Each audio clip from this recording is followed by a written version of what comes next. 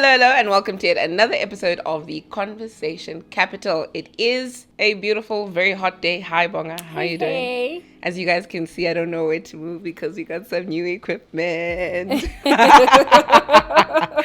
So we are doing the Get Ready With Me episode, and usually during this episode, we go through like comments and cool stuff that you guys, say, and we just address some of those things. And that's what we're going to be doing now, starting off with one on Instagram. Mm-hmm. So let me start off by reading that one. So this was specifically on the episode where we spoke about investments, and we had Tammy come through and he was teaching us some really cool stuff, and he spoke about it wasn't just about investment. He was speaking on a grander scale what black economies need to do to help pull themselves out of, and how to view money. Yeah, especially when it comes to the founders and so forth. Yes, it was a really good episode. And then we had a comment from Shalumi _ on Instagram, who said, "Laughing my ass off. Blacks who think they know money are so funny to me." Yeah, and I felt like I needed to, I never look at the Instagram comments to address during this session, but I felt like I needed to address that. And I just felt like, we just need to be so mindful as black people. That's exactly what self-hate looks like. If ever you didn't know what self-hate looks like, that's it. It's a young black woman who thinks that people that look like her can't tell her about money. And I'm not taking away from the fact that wealth lies with global wealth, like on a larger scale, obviously lies with a demographic that doesn't look like us. Yeah. But are you saying there's no capacity for us to learn? Yeah, and that's why we're having those conversations. Yes. And there's people who are interested in trying to build and develop the black economy, or just black households, even if it's not on the grand scale of saying I want to change the lives of black people, but one family, two families, Yes. So it's unfair to think that because we have been disenfranchised for so long, and we don't hold the economy honestly, that we can't start having these conversations because white wealth or keeps growing. Then when are we going to have the conversations? Because it's unlikely we're going to reach a stage where we're ever equal very soon. So when are we ever going to have these conversations? And now you're not allowed to chat about it, because you don't know it. Essentially. What? Essentially, it's like you don't. Essentially, the person saying you don't know money well enough to have a conversation. And my thing, had it been somebody else, this is a person of color. This is a black person. Yeah. So I wasn't angry. I was saddened by it. Yeah. That that's how they view themselves. That's how they view their community.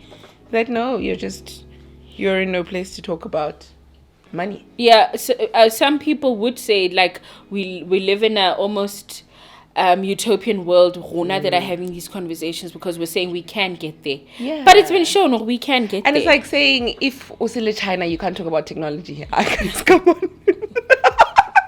It's absolutely ridiculous. Yeah.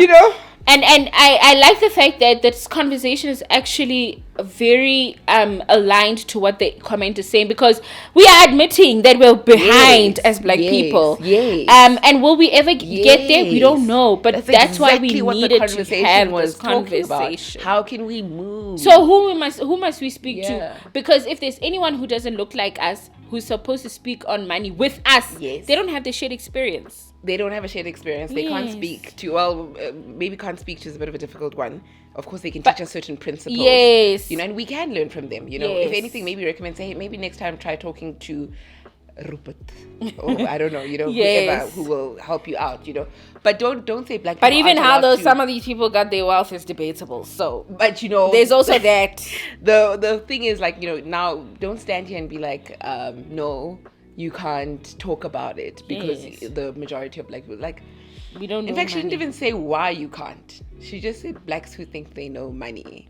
There's so many assumptions you can make. I was just like, girl, you hate your uncle, your dad, everyone that looks like a black man. Anyway, please, let's move on. Yeah. Then the topic, there was such interesting comments on accepting men as sensitive, emotional beings with their own traumas. I think it also gave a lot of people an epiphany to be like, oh my gosh, I've been insensitive in so many instances when interacting with a man, and I didn't think about the impact of my thing. And one thing that constantly came up a lot Nene says, which a lot of people agreed with. Nene says, really enjoyed this conversation. However, I have to say I'm sort of annoyed that these conversations are usually had on women's platforms. So I won't go into reading the whole comment. It's quite long. However, there were an overwhelming number of people who felt the same way. Who, man, it just sucks that it's women. Okay, there was a man there, give it. But it's platforms that are predominantly watched by women or held by women that will have these conversations, you know? And that got me thinking to say, maybe that's how it must start, Vel, you know? Because we are seeing, I guess, some of these issues come up, like when you're interacting with men. So maybe, yeah, we must start the conversation. I have a question, though. How many of the ladies who are saying that these conversations are only happening on female platforms, how many of them actually follow male platforms? That's true. To hear that they're actually talking or not talking about these conversations. We don't have that insight. Is clever. Yeah. I'm very proud of you for thinking of that point. Very essential. That's so true, because we are not in men's spaces. Yeah, we're not. Yeah, and also, doesn't this take us back to how we got to the conversation about men being also equally sensitive, in that we assume, yes, because you come off as being hard or whatever, I assume you don't go out with your friends and speak about these things. I assume it's just alcohol, women, yes, and that's it. Yeah, there's always those posts like memes where what she thinks I'm doing boys night out, and it's like, you know, a guy with girls and whatever, versus what I'm doing, and they like doing stupid stuff as guys. Yeah. Yes. And then there's a comment. Oh, these comments are quite long. The person says, I don't want to say the person's name because they mentioned someone who is dealing with something. Okay. So I have a young brother who is totally sensitive. One of his triggers is body structure. He has a small body, doesn't have beers yet at 24, and because most of his cousins, even younger and peers, have somehow affect him. He'll usually say, I wish I was a bit of an average height and my face look a bit older. He looks 16 but he's 24, right? So I thought that's so true, because there's also a few women who were like, a man was like in her life was saying, you like saying I'm slim, like I'm king, I'm thin. I don't like that. We don't think about those things when we think about men. And yeah, we spoke about how we're just insensitive towards body positivity when it comes to, and you know, those small things that would like affect a woman, and we respect that it affects women, but we don't really consider men. So yeah, it goes back to that, and she's just highlighting that this is a factual thing. My younger brother is one of those people. And if the younger brother is ever listening, I mean, you're going to look better than everybody else when you're 60. So if that's any consolation, I always envy people who look young because I was never that person. Yeah, I was also the person who was assumed to be older in the room. Yes. My sister is 10 years older than me, and everybody's always like, you're the older one, Kiri. Yeah,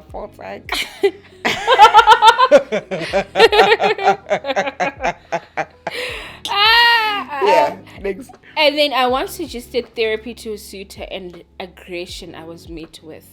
This is an important question to have, because when you say to most men, take away the men and the sex, what do you offer in this relationship? You are met by so much anger. Well, I don't know about the anger part, but the therapy to a suitor and aggression, I think is part of the reason someone would be met. A lot of men, I would assume, meet recommendations around therapy and all of that. And it's not only with men, I think. It's just generally society, how it views therapy, you know? There's something wrong with you. But I can imagine, because men are taught to be like, kind of what's the line thing?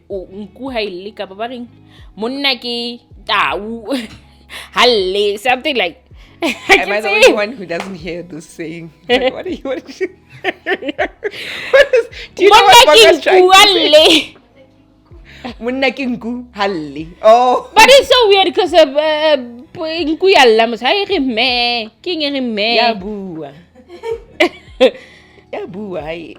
does it talk then? If the meh is the it doesn't talk. It's an animal. Anyway. This is an African proverb that is very confusing to all of us. Yes. So essentially the proverb says, Monna ke nku halle, which is a man is, what is nku? Is it a sheep? Yeah. A man is a sheep. They don't cry. I don't know how, but yeah. A lot of men growing up with the sense that you have to be strong. Don't cry, don't show emotion, don't show sensitivity. And I think therapy forces you to face all of those things. You know, that's why maybe it could be hard for, but I think it's a general thing. Like there's genuinely this thinking around therapy, and I think fear around it, and I think actually that could be a conversation for us one day. I'd love to get a psychologist in, because I actually just reflected on an episode of Blackish where Bo goes for therapy. Bo, if you guys don't watch Blackish is a husband and wife. The wife goes for therapy, and the husband and her mother-in-law, so the husband and the husband's mother, always laugh like Bo and her white people things, you know. And in the episode they unpack how therapy is so important and it's so essential, and they really just break it down as like it's not a thing that you're going through something, it's just something to, you know. And like Ursula, you're talking about it, but I'm not, you know, I've never looked for it. Well, maybe I've looked for one, but I've never like fully gone through to go get one, you know. Yeah, and maybe I should speak from a point of a place where I know what it's done for my life, and I'll be a better person. I'll go to therapy. But if you can and you've got capacity, I think everyone should. I think we should all, there's things we can all explore, I think. And I like what you said, Jorge. You don't necessarily have to be there's anything wrong. Yes. You know? Yes. And then Tiseto says, this actually took me 4 hours to get through. I kept pausing and leaving it because it touches me in my studio and need to calm down, you know? And I think this is what the safe spaces we were speaking about. Another thing, before we move on to another comment on a different episode, is that men need to create safe spaces for themselves. You know? Oh, yes, definitely. There's groups of men that are very progressive, you know, and they're really doing this without effort, without saying, guys, let's be vulnerable. No, yeah, it's a genuine safe space. But I think men should be quite deliberate about this. No, but it's definitely happening. I mean, I saw somebody who's created a safe space on Instagram. In fact, I invited him to come have a chat, and he said he's coming. I'm not going to say the name yet, but he's somebody who's very intentional about creating safe spaces for men to, you know, commune and talk. And so when I saw that, I mean, and I saw it post out after us recording our episode, because I mean, that time I mentioned, like, I never hear these things at even men's conference. When I saw that, I was like, oh, here's an example of somebody who's intentional about men's conferencing. And So on the episode of whether you'd ever choose to be a single mother, I loved this episode because I think a lot of women can relate to it. But this may be slightly controversial to say, but I believe, this is by Lebogang Sikukune. Yeah. So Lebogang says, this may be slightly controversial to say, but I believe a lot of women, if not all, whether partnered up or not, single mothers to some degree. A lot of child minding is done by the women and the communities around them, bo auntie, etc. Skyrocketing stats surrounding absent fathers really speaks to my beliefs. Fathers tend to come and go as they please, and there are no consequences. So I think it's so true, because we have present fathers, but you do find, in a home where there's a mother and a father, the mother still carries the weight of being the main minder. Excuse me, yeah. You know, and Joe, when that comment, like, as I was reading it, I was like, damn.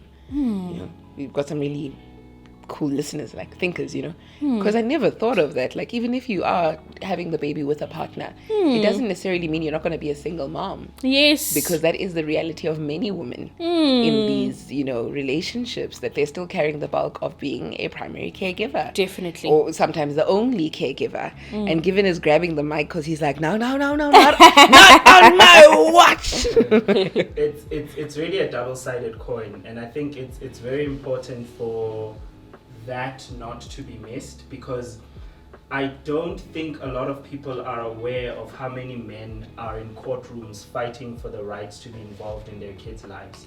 Like, I don't think it's actually, like, they're actually movements of men who come together and try to support each other on how they can be present in their...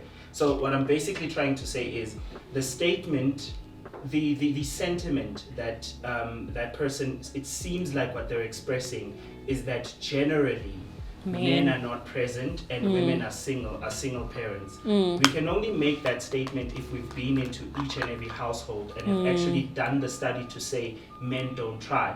But if that were true, why do you have men that are purposefully being separated from their children by women who have decided that they are not, I don't know if you guys have seen the video of the woman who celebrates. It's like the judge is like, you're not the father. Yes. And then the woman is like, yes. And then the judge is like, why are you celebrating? Yeah. Like, even if you guys are split up, why would you celebrate the fact that your child doesn't have a father? The alternative is someone who doesn't even care about your child, which I personally know a lot of dudes who are trying to be in their kids' lives. The relationship didn't work out for many reasons, but now they're trying to just be present and they are unable to. And remember that the law favors the mother, right? I think you're absolutely correct to say there are movements. In fact, there was a man who was camping, I think at a court or the Department of Social Development for that right to say he's being stopped from seeing his own kids, So you're absolutely right. But there's also the truth of Yahore. There are as equally many women in courts trying to get even maintenance. They've given up on the idea of the father being fully present. So they're like, okay, at least the least you can do is pay some money, And then on the fact, Yahore, some women are with the father of the kids, but the father is not fully present. They still find themselves single. I still think there's some truth to that because the mother will still be doing all of the bulk of the duties of being a child minder, but then the father is in the house there, but not as fully as present. And as Given speaks, I'm thinking to myself, are we doing I know we shouldn't have to tell someone to do something, because you're a father, you should be a father, but I wonder, are we keeping men accountable in our lives? I think it's I don't know if this is the right word, institutionalized in the sense that men only get a week, 2 weeks paternity leave. Yeah. Why? If we really want to see them as these equal parents, are we serious about it? Why don't we give them 6 months as well, so that they can bond with their baby, so that they can learn how to take? Because that's the excuse eventually. The husband is coming back from work, then the baby gets used to the mom and wants to be comforted by it. And then, are we serious about this conversation? Because if we are, then paternity leave should be 6 months. If we really view these men as primary caregivers, primary caregiver, and if we're serious about that, it should be matched up with our laws. Yes. And there was recently a country valley that changed I can't remember, but they changed that to say fathers are also entitled to paternity leave as long as the mothers. Yes. Yeah. So you're absolutely correct about it being institutionalized as well. But I wonder, are we allowing men the space to learn some of these things, Perhaps I've learned in time, Hore, it's not everyone who knows what to do in every situation. With us women, I think because society has done this thing of channeling us to be mothers and so forth, maybe it comes a bit easier. But because we allow men to just be, maybe we also should be keeping them accountable to say, you should be doing this, or help me with that or that. But yeah, I wonder if we are doing our bit to keep men accountable. It feels like we may be spoon feeding them. I shouldn't have to tell you you're a father, but maybe they're as clueless because all of this is new. But I could say the same about a new mother. All of that is new to her. So, and I think it's quite toxic to assume that a new mother knows how to handle a baby. It's toxic because, and I think that puts a lot of pressure on moms. Yes, because they're just like, I don't know what to do with this fragile little creature, Yeah. So, Chantal Mudisani says, my dad is a terrible... maybe I shouldn't have mentioned the person's name. But it's on the channel, so anybody can go read her name. Yeah. Well, my dad is a terrible partner, and to an extent, and not so good dad. I appreciate him, though. So, yeah, one can be terrible parent and partner. A child is a merge of combination of both of you and your partner, physically to personality and character. And as an adult, I freed myself of the shackles, Chile, of being a low vibrational, dependent, non-financial being. Oh wow, girl. That was a mouthful. That was a mouthful. So Kanyishile Hlatdrayo says, as a single mom myself, I was not happy in the relationship with my kid's father, and a contributing factor was that I was not satisfied with how he was handling parenthood at the time. I couldn't be affectionate with him while I was unhappy with how he was parenting. Wow. For me, I was unable to separate him from being father from him being my partner. Hence I ended up choosing to become a single parent. Wow. And then she says and now she says we are co-parenting very well. I also feel like she needed to crack the whip. But, I mean, if you're not going to act right as a parent, then arjoli, bra. But I like that she says, so I think initially she didn't imagine how the two would interact. But she says, I actually could not be with him once I realized it's not parenting well. Nonsense. But my follow-up question to her, I was just wondering, would be like, okay, now that he is parenting well because you cracked the whip, would you fall in love with him again? Hey, are you thinking? We've got Kanyisi, let's try. And it's actually interesting how attraction changed. Like people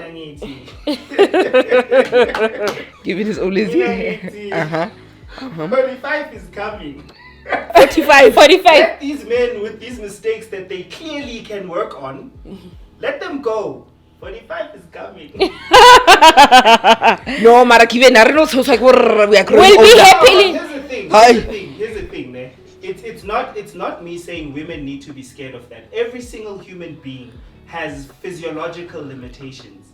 And we all have ticking time bombs. Like, it's not just women, it's men. What I'm basically saying is this. I'm just saying this. This is a dude who clearly had an issue he could work on. Think about it in reverse. What if I had a partner who had something that I let go of them and then they worked on their thing? You see what I mean? That means I let go of someone who could have worked on their thing. I know a couple who split up because the partner couldn't handle their finances. Now you split up with this person and then they go, it seems like something that if they're willing to, it seems like something that a person can work on. If they're not willing to, then that's a different story. And that's a totally different story. And I like what Given to say, because it speaks to the part where I say, are we keeping people accountable? Because part of it is to say, you can be a better parent. What do we do? You know? And clearly the person has the capacity because they're co-parenting well now. But they're co-parenting well now after so many years. Guys, like I said, we've got Kanye here.